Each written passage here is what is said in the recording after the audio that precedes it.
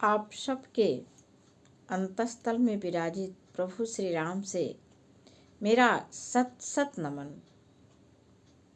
हाँ, सत्य है, हम सब के हृदय में भगवान श्री राम ही बसते हैं, लेकिन हम लोग इसको कहते खूब हैं, मानते नहीं। चलिए प्रयास करते हैं मानने का भी, और तो जैसे उनकी इच्छा होगी, जो उनकी योजना होगी, लेकिन प्रयास तो हम सबको करना ही चाहिए ना। आखिर सावित्री माता ने भी ये मान लिया होता कि ये तो एक ही वर्ष उनका जीवन है सत्यवान का, तो बस यही मान लेती। नहीं, उनको अपने प्रयास पर भरोसा था। चलिए हम सब लोग भी अपना प्रयास करते हैं एक दूसरे में श्री राम की छवि देखने की। इससे क्या होगा कि हम लोगों की मति जब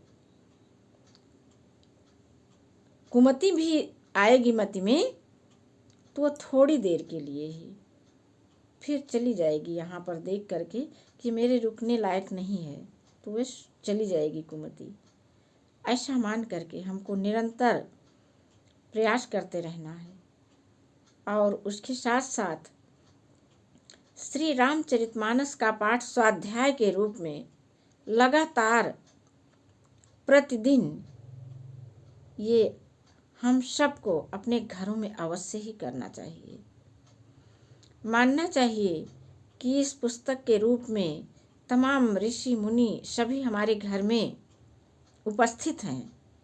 इनमें अक्षर, शब्द और वाक्यों के रूप में, चौपाइयों के रूप में, श्लोक के रूप में, दोहे के रूप में। आइए हम लोग पढ़ते हैं। आज जब राजा दशरथ जी बार बार भगवान शिव जी से प्रार्थना कर रहे हैं कि भगवान श्री राम की मति फेर दीजिए, वे बन न जाएं, लेकिन उसके बाद भी भगवान श्री राम दशरथ जी से क्या कहते हैं, इस प्रकरण में हम लोग सुनेंगे। तुम प्रेरक सबके हृदय, सोमति राम ही देव। बचन मोर तज रहि घर, परिहरिशील स्नेह। अजसु हो जग सुजस न साऊं, नरक परौ बर सुरपुर जाऊं। सब दुख दुसह सहावौ मोही, लोचन ओट राम जनि होही। असमन गुण राउ नहीं बोला, पीपर पात सरिस मन डोला। रघुपति पितहि प्रेम बस जानी, पुनि कछु कहि मातु अनुमानी। देश काल अवसर अनुसारी, बोले बचन विनीत विचारी। तात कहूँ कछु करऊँ ढिठाई, अनुचित क्षमब जान लरिकाई। अपने पिता से कैसे विनय पूर्वक बातें कर रहे हैं। कुछ भी कहना होता था अपने से बड़ों से तो कितना विनती भरे शब्दों में कहा जाता था, प्रेम पूर्ण शब्दों में कहा जाता था। कहाँ ये सब चला गया है, इसमें हमारा नुकसान क्या क्या होता था। ये सब बड़े विचारणीय बिंदु हैं, और विचार करना है, फिर से इस प्रेम को वापस लाना है, अपने घर परिवार को बचा के रखना है। अति लघु बात लागी दुख पावा, काहू न मोहि कही प्रथम जनावा। बड़े आराम से कह रहे हैं, तो बड़ी छोटी बात है, क्यों आपको इससे दुख हो रहा है मेरे बन जाने से? इसे तो मुझे पहले ही पता चल जाता तो अच्छा था। देखी गोसाई पूछ्यू माता, सुनु प्रसंग भये शीतल गाता। कह रहे हैं कि स्वामी, आपको इस दशा में देखकर मैंने माता से पूछा, उनसे सारा प्रसंग सुन करके मेरे सब अंग शीतल हो गए, मुझे बड़ी प्रसन्नता हो रही है। मंगल समय स्नेह बस सोच परिहरिय तात, आय सुदेय हरसिय कही पुल के प्रभु गात।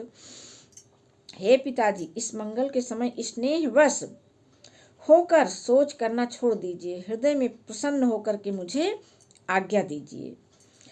धन्य जन्म जगती तलतासु, पितहि प्रमोद चरित सुनि जासु। चारि पदार्थ कर तलता के, प्रिय पितु मातु प्राण सम जाके। फिर उन्होंने इस पृथ्वी तल पर अपना जन्म, उसका जन्म धन्य है जिसके चरित्र सुनकर पिता को परम आनंद हो, जिसको माता पिता प्राणों के समान प्रिय हैं। चारों पदार्थ धर्म अर्थ काम मोक्ष उनके कर तल यानी मुट्ठी में है। आय सुपाली जन्म फल पाई, एहों बेगहि हो रजाई। विदा मातु सन आवऊँ मांगी, चलियों बनहि बहुरी पग लागी। आपकी आज्ञा पालन करके और जन्म का फल पाकर मैं जल्दी ही वन से लौट आऊंगा, अतः कृपया आज्ञा दीजिए। माता से विदा मांग कर आता हूँ, फिर आपके पैर यानी प्रणाम करके वन को मैं चला जाऊंगा। अस कही राम गवन तब कीन्हा, भूप शोक बस उतर न दीन्हा। ऐसा श्री रामचंद्र जी ने दशरथ जी से कहा, लेकिन दशरथ जी ने इसका कोई उत्तर नहीं दिया। नगर व्यापी गई बात सुतीछी, छुअत चढ़ी जनु सब तन बीछी।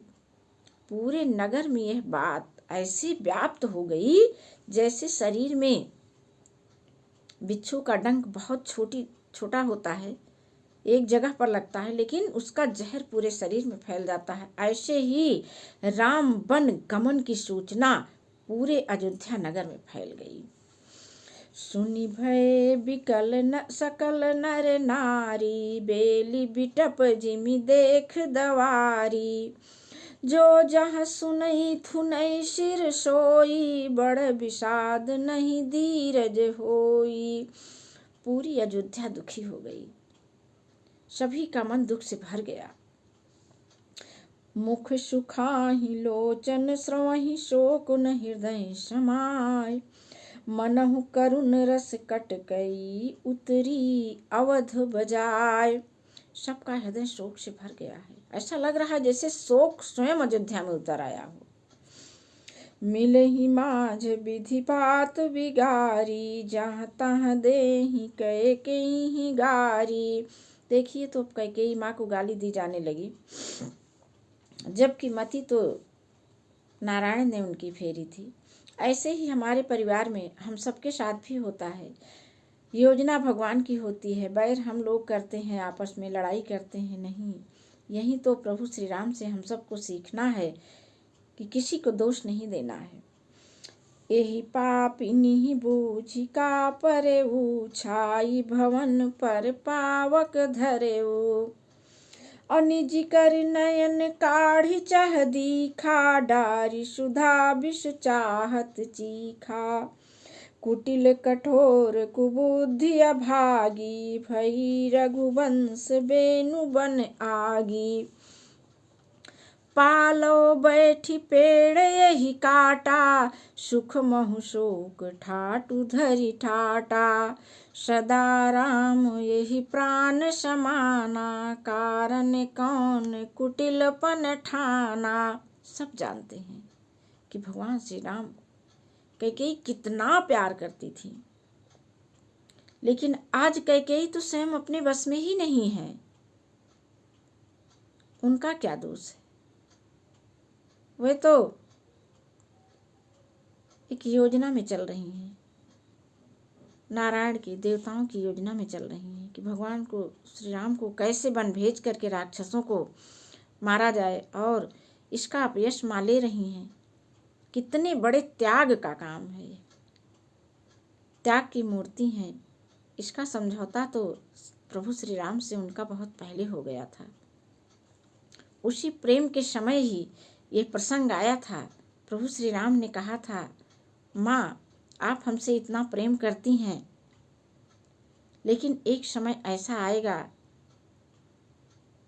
कि जब आपको जो है बहुत लोग गलत नज़रों से देखेंगे। कैकेयी ने कहा कि मैं आपके काम आ जाऊं, दुनिया मुझे गलत देखे तो देखे, मुझे इसकी चिंता नहीं है। तो राम जान रहे थे, कैकेयी जान रही थी, लेकिन देखिए उनको वे सबकी नज़रों में कैसे वे गलत सिद्ध हो रही हैं।